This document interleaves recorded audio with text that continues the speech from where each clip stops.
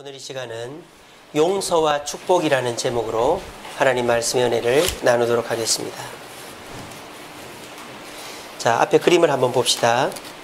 앞에 그림을 보시면 두 사람이 여러 대중들을 설득하고 있는 그림입니다. 이 그림 보면 누가 생각이 나십니까? 그렇죠. 여호수아와 갈렙이 떠오르시죠? 이스라엘 백성들은 광야에서 40년을 떠돌고 있었습니다. 떠돌기 전 이야기네요. 이제 이 이스라엘 백성들이 이제 가데스 바냐라는 곳에서 정탐꾼을 보냈습니다.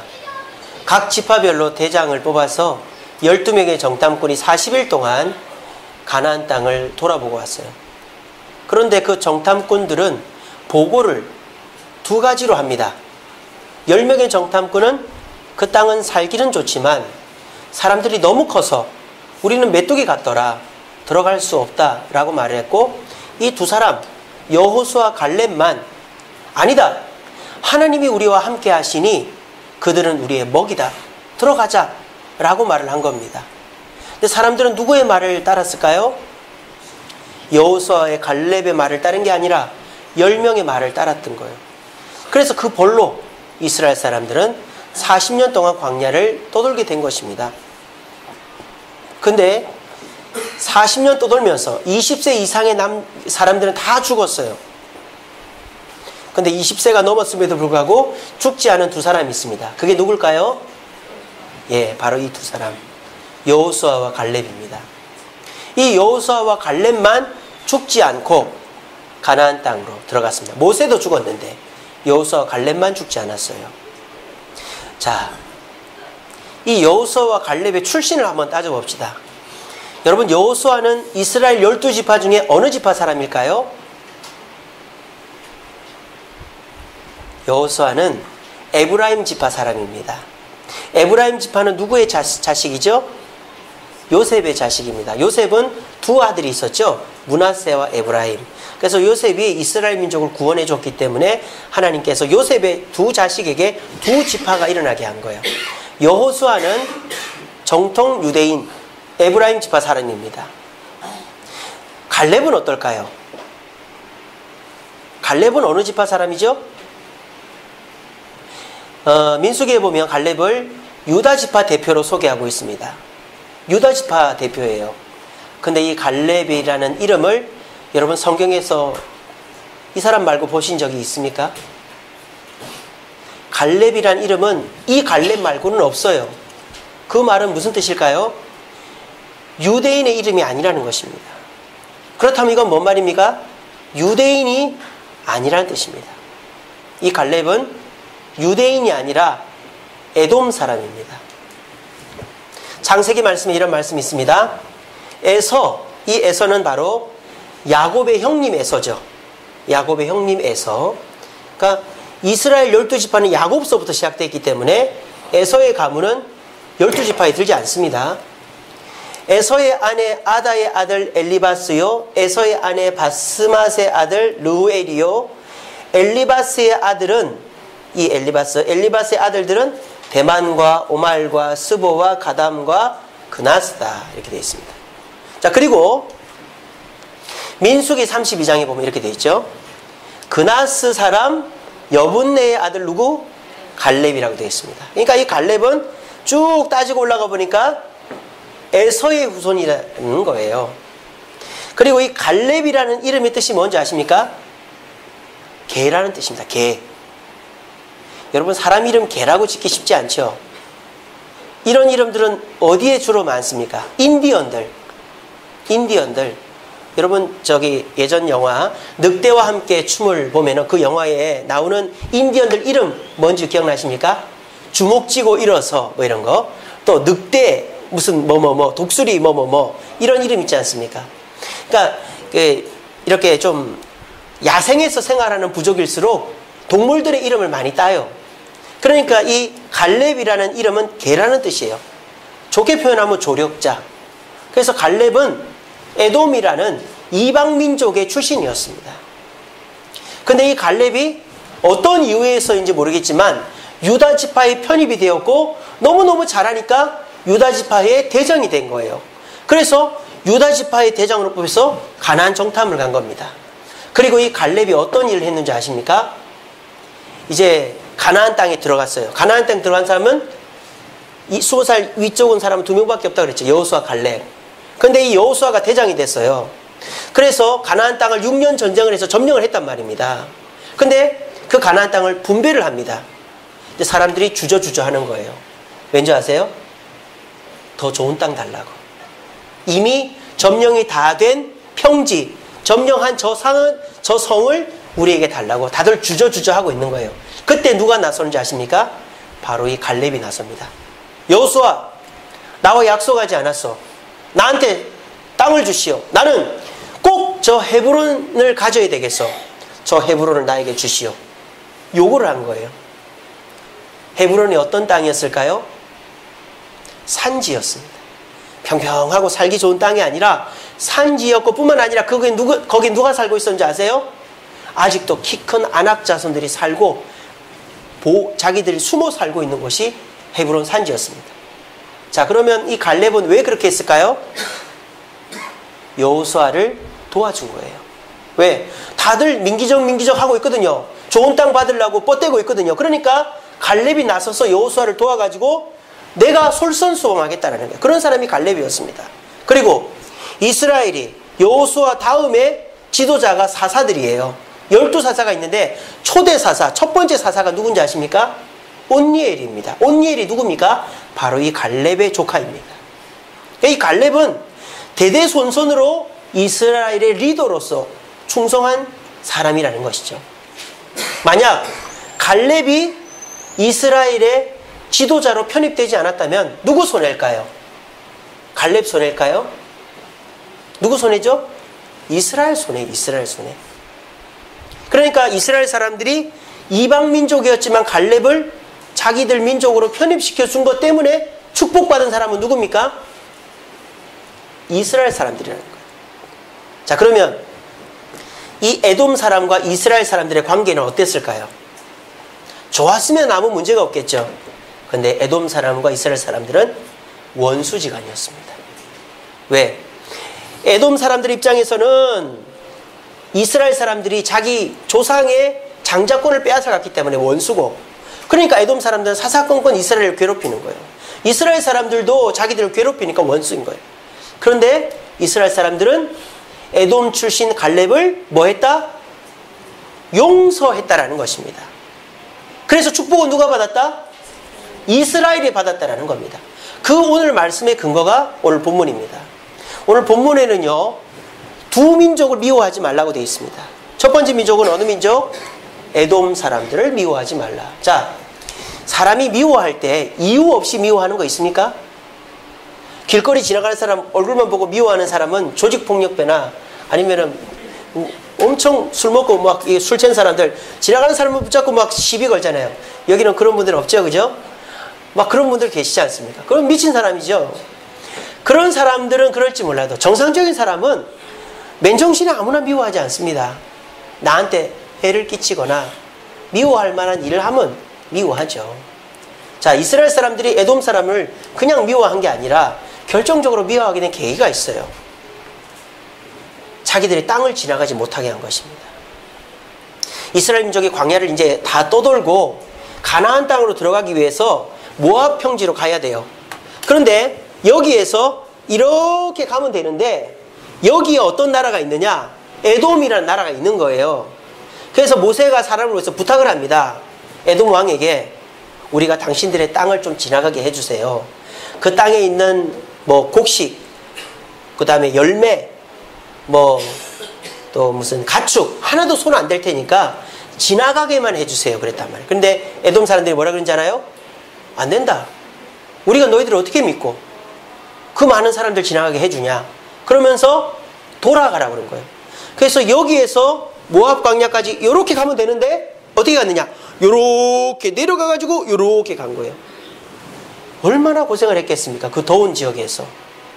그래서 이스라엘 사람들이 누구를 미워해요? 에돔 사람들 미워해요. 미워할 만하죠? 미워할 만해요.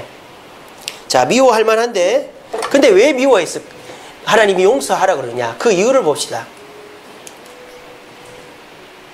너의 형제이기 때문에 용서하라는 겁니다. 왜? 에서의 후손이고 야곱의 후손이니까 원래 따지고 보면은 형제 집안이라는 거죠. 자, 그리고 애굽 사람들은 왜 미워할까요?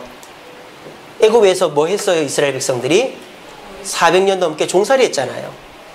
처음에는 요셉 덕분에 편하게 살았지만 점점 어떻게 살아요? 벽돌을 굽습니다. 성을 쌓습니다. 말 안 들으면 때립니다. 죽입니다. 아무 말 못합니다. 그게 이스라엘 사람들이었어요. 자, 그런데 결과적으로 어떻게 됐죠? 나오게 됐잖아요. 근데 하나님께서 어떻게 하라고 그러십니까? 손님이었던 너희들을 그래도 받아주었지 않느냐. 그러니까 용서해 주어라. 이렇게 말하는 것입니다.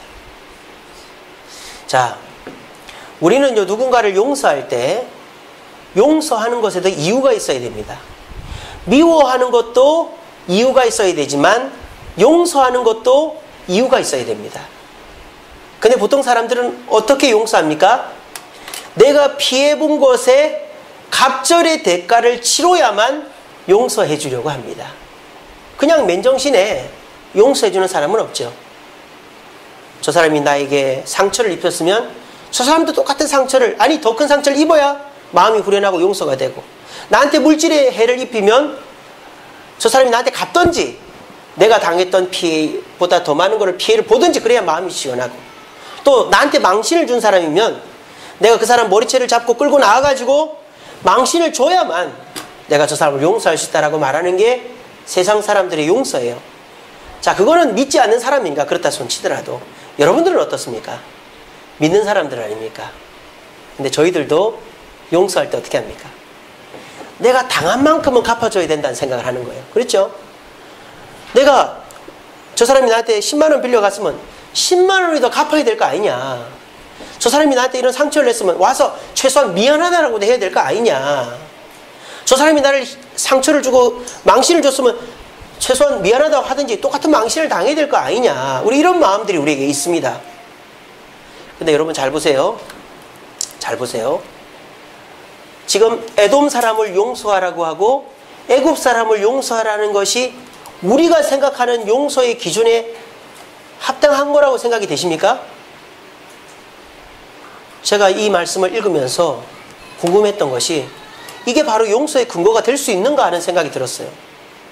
아니, 에돔 사람이 이스라엘 사람들 괴롭힌 게 얼만데 단순히 형제지간, 그것도 형제지간이 그게 언제적 얘기입니까?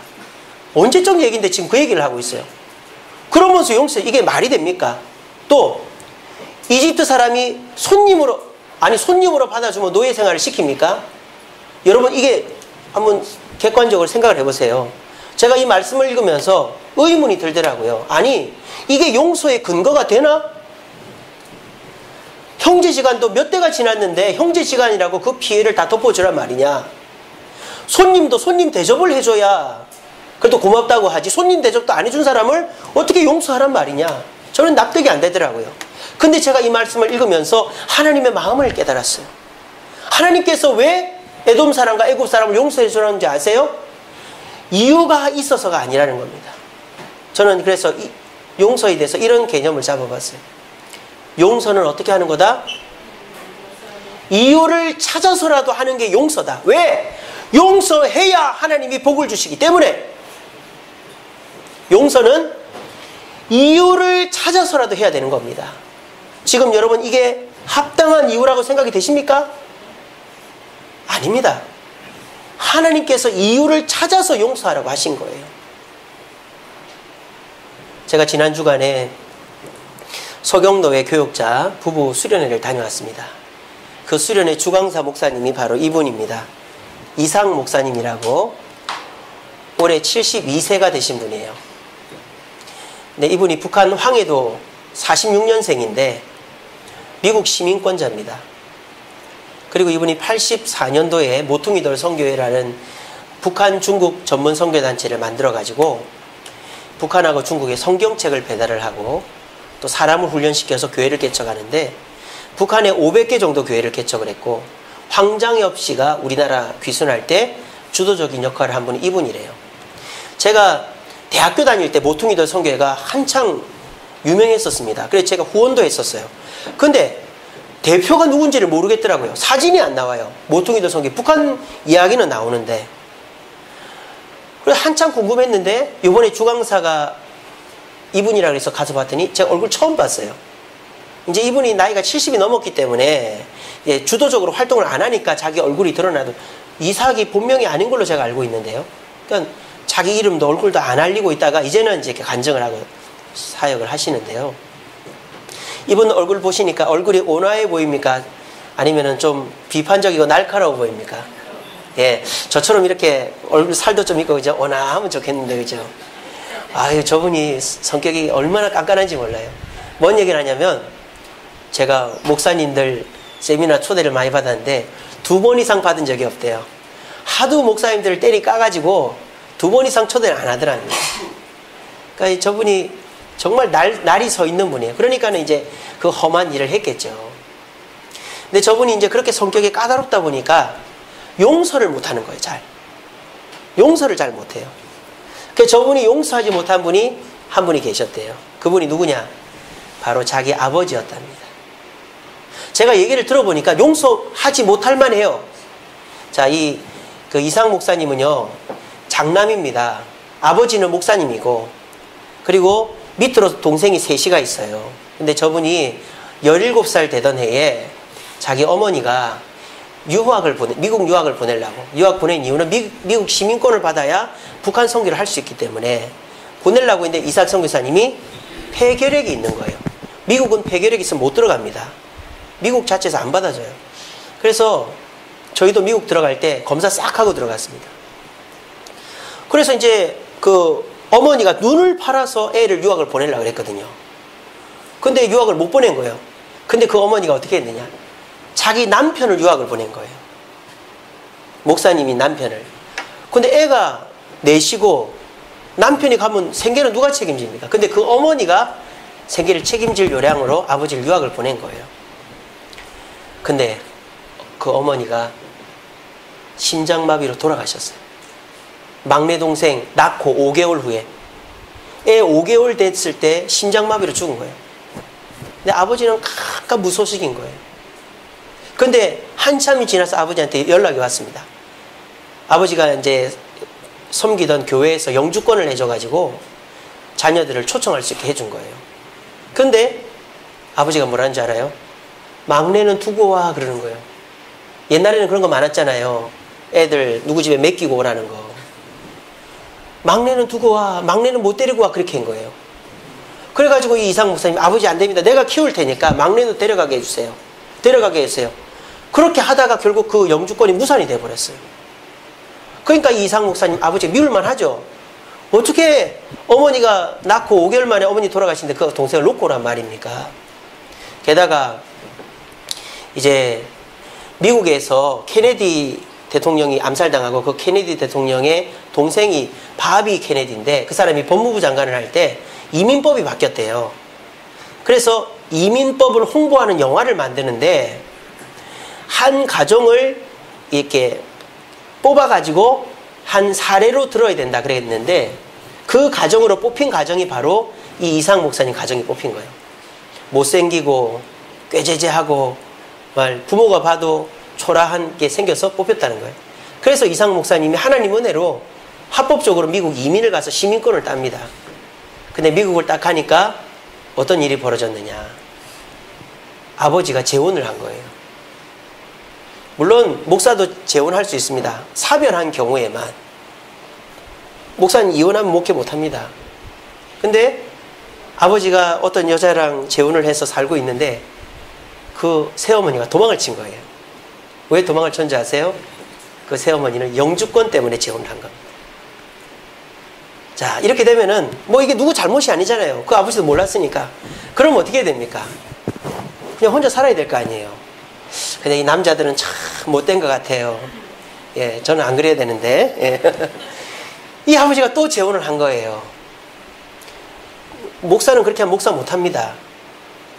사별을 하면 되지만 이혼을 하면 재혼을 못하는데 그 아버지, 미국은 뭐 그게 되나 봐요. 그래서 재혼을 했는데 또 그 새어머니가 또 도망을 친 거예요.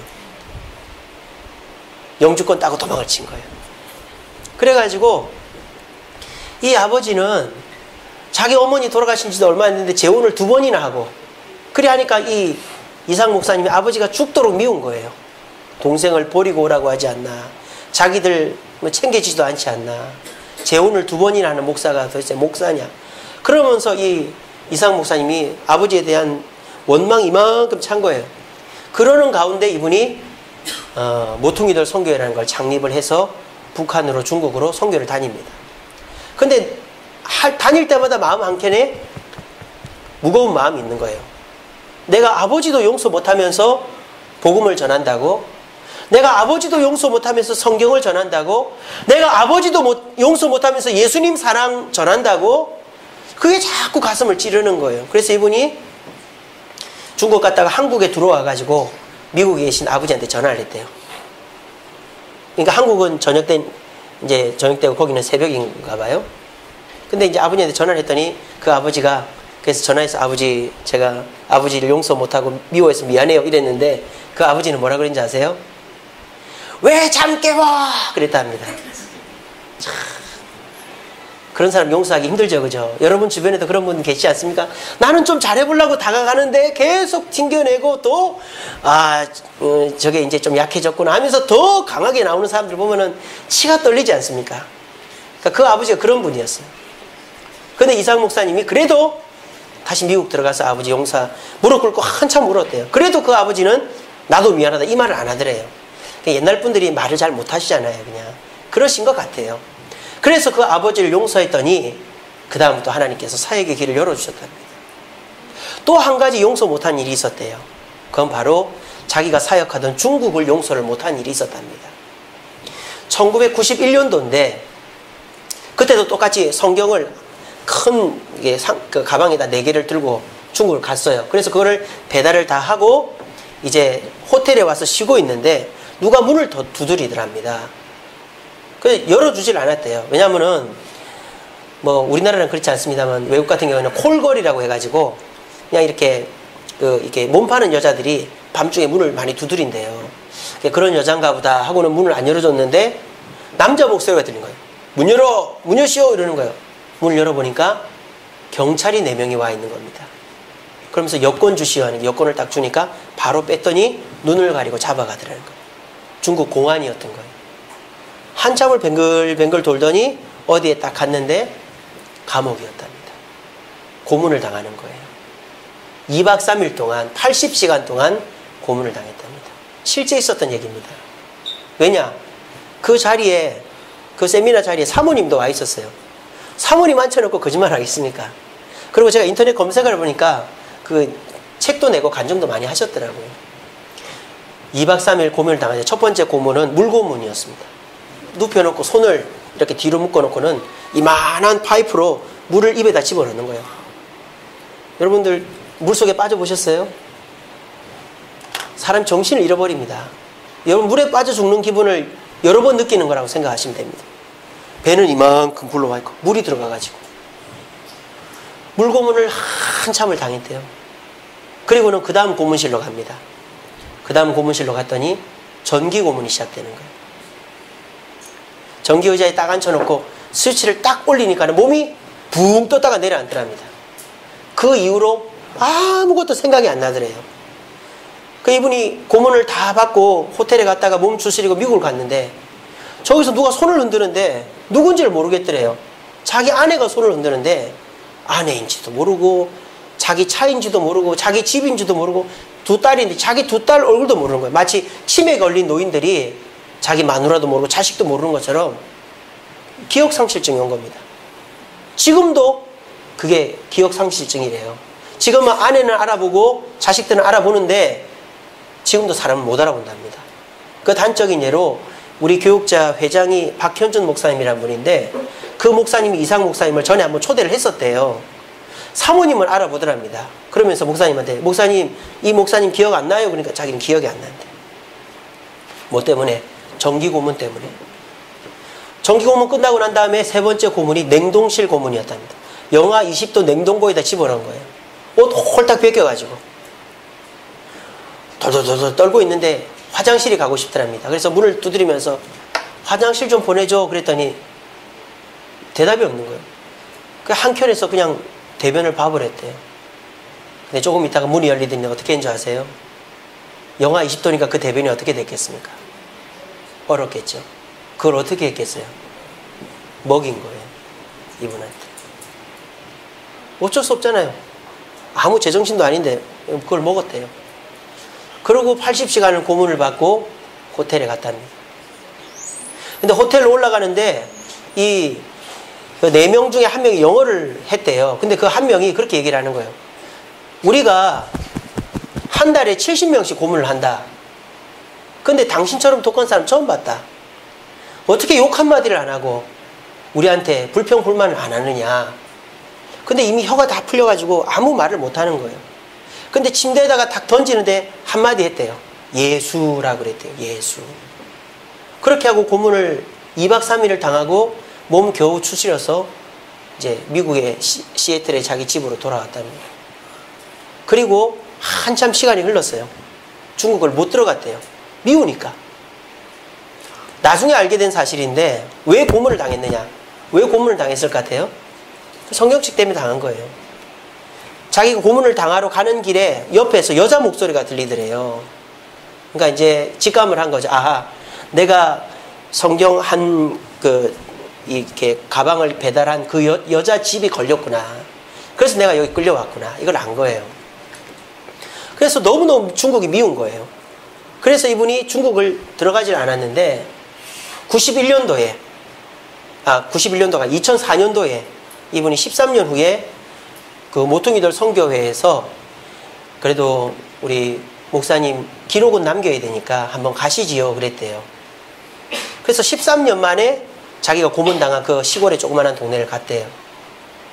그래서 이제 이렇게 차를 타고 가지 않고 길을 좀 걷고 있었는데 앞에 여자 남자 두 사람이 이렇게 걸어오더랍니다. 근데 자기는 그 사람이 도저히 누군지 모르겠는데 그 사람들은 자기를 알아보더래요. 그래가지고 남자는 길을 건너서 반대편으로 가고 여자는 그 선교사님 앞으로 왔대요. 그러면서 그 선교사님한테 말을 걸더랍니다. 목사님이시죠? 어떻게 하세요? 13년 전에 여기서 고문당하셨죠? 어떻게 하세요? 그 고문한 사람이 제 남편입니다 하면서 길 건너편에 있는 남자를 가르치는 거예요. 그러면서 그 여자가 하는 말이 뭐냐? 목사님, 고문한 사람들 용서하셨어요? 물어보는 거예요. 대답을 못 하겠더래요. 용서했으니까 여기까지 들어왔지만 차마 그 말이 나오질 않더래요. 왜 그런지 아세요? 그분이 기저귀를 차고 다닌답니다. 우리 여자분들 나이 드시면 요실금 때문에 기저귀 차시죠? 기저귀를 차고 다닌대요. 왜? 화장실만 가면 피가 나온대요. 고문 후유증으로. 그 사모님 앉아 계셨다니까요. 거짓말 아닙니다. 자기는 기저귀 차고 다닌대. 기저귀. 나이가 70이 넘은 노인 양반이. 여러분들 기저귀 차고 다녀보세요. 얼마나 답답합니까? 특히 남자들. 그런데 기저귀 찰 때마다 생각 안 나겠어요? 중국 사람들, 고문한 사람들. 근데 그 여자가 물어보는 거예요. 고문한 사람들 용서하셨어요? 대답을 못했대요. 그 여자가 얘기를 해주는 겁니다. 바로 제 남편이 목사님 고문한 사람입니다. 근데 제 남편이 지금 목사입니다. 제 남편이 목사님 고문하고 집에 오더니 여보 우리 교회 나갈까 그랬대요. 교회는 왜? 당신 나 하는 일 뭔지 모르지? 몰라. 나 고문하는 일 해. 나 우리 교회 가자. 그래서 교회를 갔대요. 교회를 갔는데 자기 가족만 있는 게 아니에요. 목사님 고문한 다른 3사람의 가족들도 몽땅 그 교회로 왔다는 거예요. 그 4가정 다 구원시킨 거예요. 그 고문으로. 근데 그거를 만약에 선교사님이 용서하지 않고 그 중국으로 들어가 보지 않았으면 알았겠어요? 몰랐겠어요? 몰랐겠죠, 그죠? 그제서야 알고 마음에 위로를 얻었어요. 그죠? 그렇지 않아요? 그래도 기저귀 차고 다녀도 차고 다닐만 한 거예요, 지금은. 근데 그 사실을 모른 채 계속 신앙생활을 했으면 얼마나 마음에 원망이 찼었겠어요. 제가 그 간증을 들으면서 참 부끄럽더라고요. 참, 선교사님은 목숨을 빼앗을 뻔한 사람을 용서하는데 나는 도대체 뭔가? 나한테 말 실수하고 조그마한 상처 입히고 나한테 조금 물질로 손해줬다고 죽을 때까지 용서 못한다고 말하는 나는 뭔가 하는 생각이 들더라고요. 그래서 내가 용서 못하는 사람은 이제 아무도 없다 하는 다짐을 이번 수련회 때 하고 왔습니다. 한번 시험삼아 저한테 한번 해보세요. 저한테 한번 찔러보시고 돈 빌려가고 안 갚아보십시오. 제가 다 용서해드리도록 하겠습니다. 이런 말씀이 있습니다. 마태복음 7장 2절 말씀입니다. 너희가 비판하는 그 비판으로 너희가 비판을 받을 것이요 너희가 헤아리는 그 헤아림으로 너희가 헤아림을 받을 것이다. 하나님은 우리를 사랑하십니다. 우리를 용서하셨습니다. 하지만 하나님이 우리의 죄를 다시 들춰내는 경우가 있어요. 여기 앉아 계신 분들 하나님 다 용서하셨어요. 여러분들 과거의 죄, 오늘의 죄 다 용서하셨어요. 단 여러분들의 죄를 다시 들춰낼 때가 있습니다. 언제일까요? 여러분들이 누군가를 비판할 때, 여러분들이 여러분의 가족들, 부모, 형제, 자녀, 남편, 아내, 지인들 나에게 실수한 거, 또 부족한 모습들을 두고 비판할 때 하나님도 어떻게 하신다고요? 여러분들의 죄를 들춰내서 비판하신다고요. 하지만 여러분들이 비판하지 않고 용서하는 마음으로 남을 헤아릴 때, 상대방을 헤아리고 용서해 줄 때 하나님도 우리를 어떻게 하신다? 용서해 주신다는 것입니다. 여러분, 비판은 정죄를 낳지만 용서는 축복을 낳습니다. 꼭 기억하십시오. 비판은 다른 사람들은 여러분을 비판 못해요. 여러분들이 죄를 모르기도 하고 죄가 없으니까. 하나님은 다 아시잖아요. 하나님이 우리를 비판하실 것입니다. 정죄하실 것입니다. 하지만 우리가 용서할 때 우리의 그 용서함으로 하나님은 우리에게 축복을 주실 것입니다. 이스라엘 민족이 에돔을 용서했더니 갈렙이라는 지도자를 만났고, 이상 목사님이 아버지와 중국을 용서했더니 모퉁이들 선교회가 지금까지 북한 선교, 중국 선교를 감당했던 것처럼 저와 여러분들이 마음속에 응어리로 붙잡고 있는 그 사람을 용서할 때 비로소 우리는 자유를 얻고 하나님의 축복을 받게 된다는 것입니다. 사람은 이 세상을 살아갈 때 미움을 가지고 사는 사람도 있어요. 복수심. 우리 무슨 무협 영화 이런 거 보면은 복수심으로 못을 닦고 해서 복수하잖아요. 사람의 삶의 원동력 중에 하나는 복수심이라고 릭 워렌 목사님이 목적이 이끄는 삶에서 얘기를 했습니다. 혹시 여기 앉아 계신 분들도 복수심으로 살고 계시지 않습니까? 저 사람은 내가 죽어도 용서 못해. 그 사람이 여러분의 부모님일 수도 있고, 친구일 수도 있고, 형제일 수도 있고, 남편일 수도 있고, 아내일 수도 있고, 주변 사람일 수도 있습니다. 근데 여러분, 그 마음을 가지고는 우리에게 절대 이득될 것이 없습니다. 저 사람이 나에게 사과를 안 해도, 내가 피해 입은 거를 보상하고 갚아주지 않더라도 이유를 찾아서라도 용서해 줄 때, 에돔 사람이 이스라엘의 형제이고 애굽 사람이 손님으로 맞아 주었다라는 말도 안 되는 이유 때문에라도 용서해 주라고 하신 하나님의 말씀을 기억하면서, 그래, 저 사람도 얼마나 마음이 힘들겠나? 그래, 내가 예수 믿으니까 내가 용서해야지. 아무 얘기를 안 해도 내가 용서하겠다는 마음을 가지고 용서할 때 그걸 누가 보실까요? 그 사람은 안 봐요. 여러분들 용서했는지 아닌지 몰라요. 누구는 보고 계세요? 하나님은 보고 계신 거예요. 그럼 하나님이 뭐 해주실까요? 복을 내려주시는 것입니다. 이것이 용서와 축복의 연결고리입니다. 우리 모두 원망과 복수심에 불타서 삶을 낭비하는 사람 되지 마시고 용서함으로 하나님의 축복을 경험할 수 있는 저와 여러분들 되시기를 간절히 바랍니다. 말씀을 맺겠습니다. 여러분, 이 동상을 보신 분이 계십니까? 서울에 있습니다. 서울에 이런 거 있는데 하나밖에 없는데? 예, 맞습니다. 용산에 있는 전쟁기념관에 있는 형제상입니다.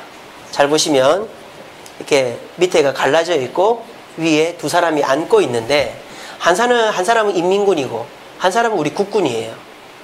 이거는요, 실제 사람을 대상으로 만든 거예요. 박규철, 박용철 형제의 이야기를 가지고 이 동상을 만든 거래요. 박규철, 박용철 형제. 자, 그리고 이 박규철, 박용철 형제를 배경으로 해서 만든 영화가 있어요. 그 영화가 뭐예요? 예, 아시겠죠? 2003년도에 나온 태극기 휘날리며라는 영화가 바로 이 용산 전쟁 기념관에 있는 동상의 주인공들을 배경으로 해서 만든 거예요. 우리나라는 다른 나라에 비해서 용서하기가 참 쉽지 않은 나라인 것 같아요. 미국에서 어떤 사람이 자기 자녀를 쏘아 죽였습니다. 그랬는데 법정에서 판사나 검사들이 막 그 사람을 죄를 인정하시오, 자백하시오 해도 눈 하나 끔찍 안 하는 거예요. 연쇄살인범이. 근데 그 죽임을 당한 피해자의 가족들이 나와서 저 사람을 용서합니다. 그러는 거예요. 야, 이런 일 여러분 상상이나 할 수 있습니까? 자기 자식을 쏴 죽인 사람을 용서한다고 법정에 와서 얘기하니까 그때서 그 살인자의 눈이 흔들리더니 우는 거예요. 그게 유튜브에 보면 영상이 있습니다. 우리나라는 이런 일이 없잖아요. 왜 그럴까요?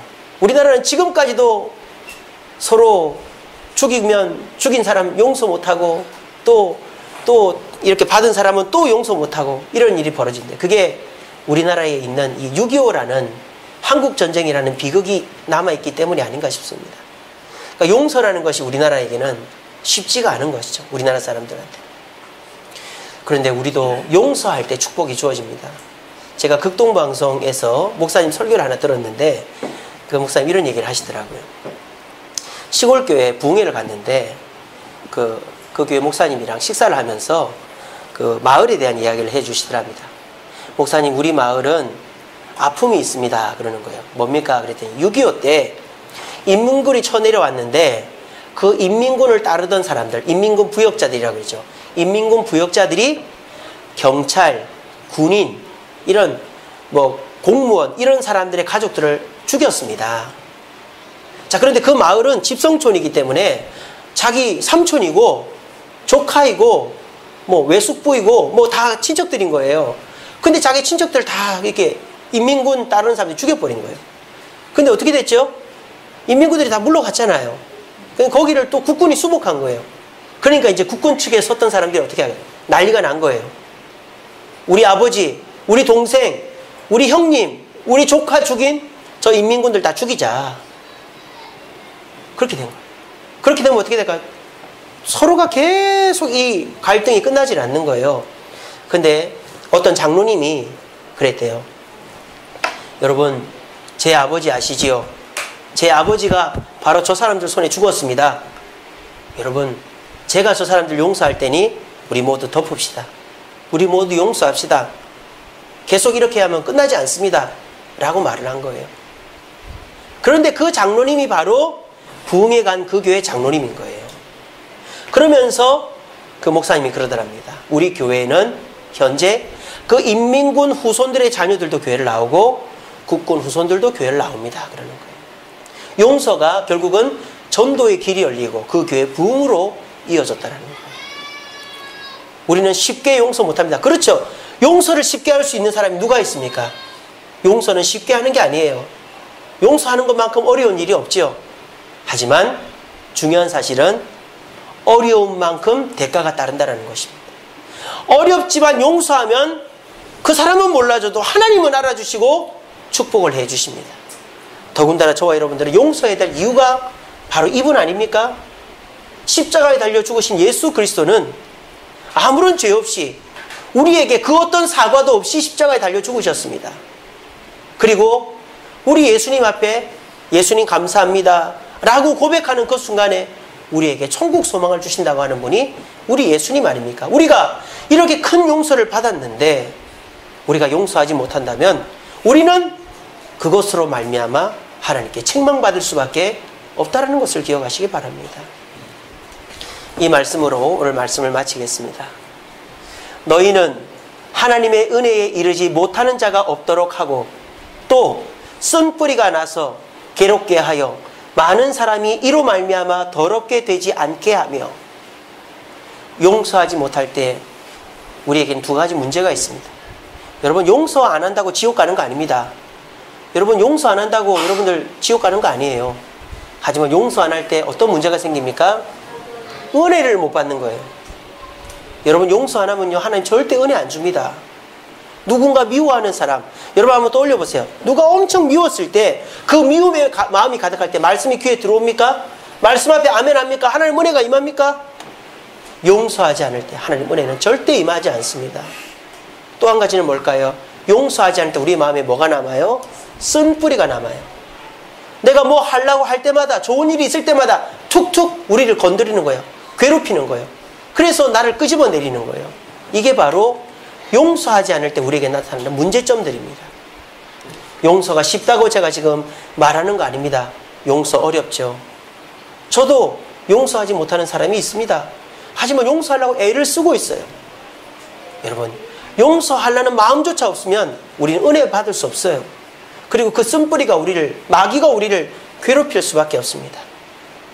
이스라엘 백성들은 에돔 사람 갈렙을 용서해 주어서 여호수아 다음의 리더십을 얻게 되었습니다.